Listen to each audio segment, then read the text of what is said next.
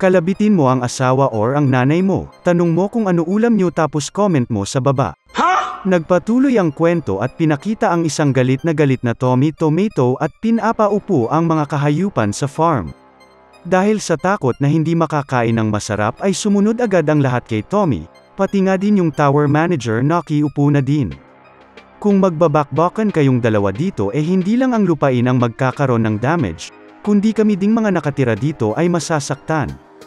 Pero sige, mukhang alam ko na ang solusyon para lumamig-lamig naman mga ulo nyo. Ipaghahanda ko kayo ng Happy Meal. Tara na mga tropa, at kumain tayo.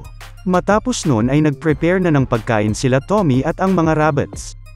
Nang huli ng mga seafood si Black Rabbit, nagputol ng spring onion si Rabbit Zorro, nag-grill ng mais si Bugs Bunny, si Chubby Boy Rabbit ang taga-deliver, habang si Tommy naman ang taga-prito. Ilan pang sandali ay hinain na nila ang mga pagkain sa mga bilaw at ready to eat na. Gulat naman sina Winnie at si Ox3 sa nakita nila. Ang sarap ng buhay ng kalabaw at oso na ito, lalamon na lang. At sumunod na nga ang pagsasalo-salo ng lahat sa pagkain. Hindi na din nila napigilan ang pagngiti. O eto tower manager, para sayo naman ito. Sarap na sarap ang kalabaw sa kanyang kinakain at gusto niya din subukan tikman ang mais. Subalit nagkasalpukan ang kanilang kamay na kala mo ba galing sa Korean novela o teleserye. Subalit imbis na magkainlaban ay nagkainitan na naman ang dalawa at naghanda ulit sa pakikipaglaban. Inawat naman sila ulit ni Tommy sa mga kalokohan nila at para hindi na magkagulo pa naisip niyang ipakilala na sila ng maayos sa isa't isa. Ito nga pala si Winnie the Pooh. Siya ang nanay ni Bear Brand, pinoprotektahan, pinapatrol niya ang fields at ang cave kasama ang kanyang anak. Papakilala na din sana ni Tommy yung kalabaw subalit nanguna na ito at sinabing siya daw si Ox3, isang marangal na Minotaur warrior. Tutulong naman si Ox3 sa fieldwork Winnie. Gets nyo na ba? Lahat tayo nagtutulungan dapat dito, kaya wag kayong mag-aaway, or else hindi ko kayo papakainin ng kahit ano. Nung narinig ng kalabaw at ng oso ang sinabi ni Tommy ay mabilis silang nag-shake hands at nagbati. Biglang naging mag-best friends ang mga animal, may sparkles pa. Natuwa naman si Tommy dahil sa wakas ay naging maayos na ang lahat, syempre ilang minuto na hindi napansin si Moon-ing kaya hindi niya napigil ang magpapansin, na nagpairita naman kay Black Rabbit. Matanong ko nga lang pala Tommy, ano ba exactly ang work na gagawin ko sa farm? Ay hindi mo pa ba alam? Hindi pa ba obvious yun? Tara papakita ko sayo. Habang nangyayari yun ay pa-relax na lang yung pusa. Dinala na ni Tommy si Ox3 sa magiging opisina niya at pinakita sa kanya ang napakalawak na lupain. Gagawin mo lang ulit yung tulad ng ginawa mo noong nakaraang Blue Moon. Kailangan mo bang kailan ang lupa upang mapalabas ang mga soft soil sa ilalim ng sahig tuwing umaga? Ay talaga bang ganun lang yung kailangan kong gawin? Tapos pag ginawa ko yun papakainin mo na ako? Aba syempre naman, hindi naman ako abusadong boss no.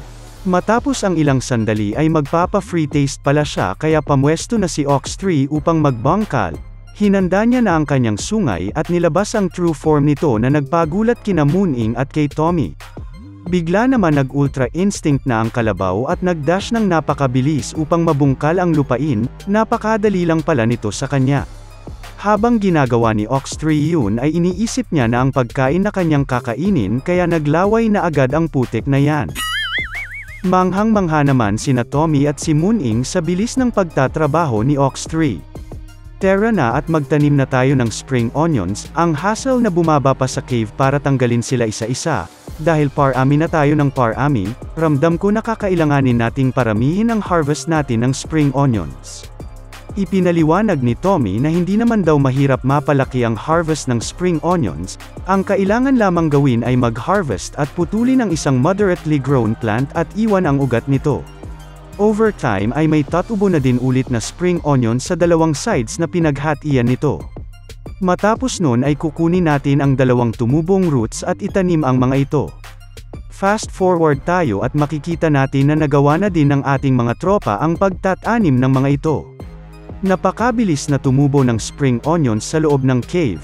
Siguradong ngayong nasa labas na ay mas lalong bibilis pa ang pagtubo ng mga ito basta gagawin lamang ang method ng pag-harvest at pagtanim na ganito. Ngayon kailangan na lang natin solusyonan ang isa pang problema. Bigla naman nag-close up kay Roger Rabbit at makikita natin na naubusan na ng tubig ang magic watering can niya habang nagdidilig. Mukhang may limit nga talaga ang tubig sa loob ng watering can, so imposible din madiligan ang lahat ng crops, isa pa itong problema sa pag-expand ng field. Aba teka lang, nag-glow na din ang katawan mo Roger. Ilan pang sandali ay nag-transform at nag-upgrade na din ang kanyang watering can into gold watering can, tulad din ito doon sa nangyari sa hammer ni Black Rabbit. Gulat na gulat si Tommy dahil nagkaroon na din ng second awakening si Roger Rabbit kaya kinongratulate niya ito. Saktong-sakto ang timing no, siguro nakuha mo yan dahil sa tuloy-tuloy na paggamit hanggang sa limit nito noong mga nakaraang araw. Ano sa tingin mo Roger? Dumami ba ang capacity ng tubig na kaya mong dalhin? Sumenyas naman si Roger at nalaman natin na nadoble pala ang kanyang water capacity. Nag-celebrate sila at na-motivate lalo sa pag-expand ng field. Pinakita naman sa atin ang Black Minotaur Captain at nagtataka ito kung bakit hindi pa din nakakabalik si Ox 3. Sa sumunod na araw ay makikita natin na nilabas ni Tommy ang mga baby rabbits sa taas ng cave. Ito daw pala ang kanilang first time na makalabas sa cave. Baby rabbits, ito nga pala si Kuya Bear Brand. Sa simula ay medyo curious pa sila sa isa't isa. Inamoy ni Bear Brand ang mga baby rabbits hanggang sa dinilaan niya sa mukha ang isa, na nagpatakot sa iba pang mga babies. Nawindang sila doon at nagtaka kung gusto ba silang tikman ang kainin ng oso, subalit bigla na lang nilang tunalunan ito na nagpabagsak naman kay Bear Brand. Nasiyahan si Tommy dahil mukhang masaya silang naglalaro kasama ang bago nilang kuya, habang makikita naman natin ang inggit-erong pusa na nagseselos na. Lol naman, kuya lang pala siya meow. Ako yung uncle panes sakin yang pangit na oso na yan. Tara na mga babies, dadalhin kayo ni Uncle Mooning sa panibagong adventure sa labas ng cave meow. Pero imbis na sumama ang mga babies ka Mooning ay patuloy lang ang mga ito sa pakikipaglaro kay Bear Brand. Sa sobrang gulat at pagkayamot ni Mooning ay hindi na niya napigilan ang pag-iyak. Kawawa na naman ang pussycat sa chapter na ito. Lumalaki na kasi ang mga babies sales cat Mooning kaya nagbabago na din sila. Meow meow meow, huhuhuho, matapos ng lahat ng pinagsamahan namin at lahat ng efforts ko sa pagpapalaki sa kanila, ganito lang ang gag-antay nila sa akin. Huwag ka na umiyak sales cat Mooning, halika dito. Kumandang ka na lang sa akin at papakainin kita ng snack. Sige na nga meow. Oo nga pala sales cat Mooning. Hindi pa ba time para bumaba ka ulit sa lower floors para makipag-trade? Meow, tama ka doon Tommy, gusto ko na ulit bumaba pero baka hindi ko kayanin. Ay bakit naman ganun sales cat Mooning? Kasi ganito kasi nangyari, pakinggan mo mabuti Tommy. At habang naglalaro sina Bear Brand at ang mga baby rabbits, pinaliwanag na nga ni Mooning kay Tommy ang nangyaring pag-hunting sa kanya ng mga wolf. Grabe naman yung sales cat Mooning, hinabol ka ng mga wolf dahil dito sa straw hat na suot ko. Meow, tama ka dyan Tommy. Yun ang dahilan kung bakit hindi ako makababa, naging komplikado na ang mga bagay-bagay meow. Inisip ni Tommy kung bakit naman hinahunting ang straw hat na yun. Isa nga itong artifact at maganda din ang effects nito, pero isa lang naman daw yung unnecessary item at magiging useful lang ito para sa isang farmer.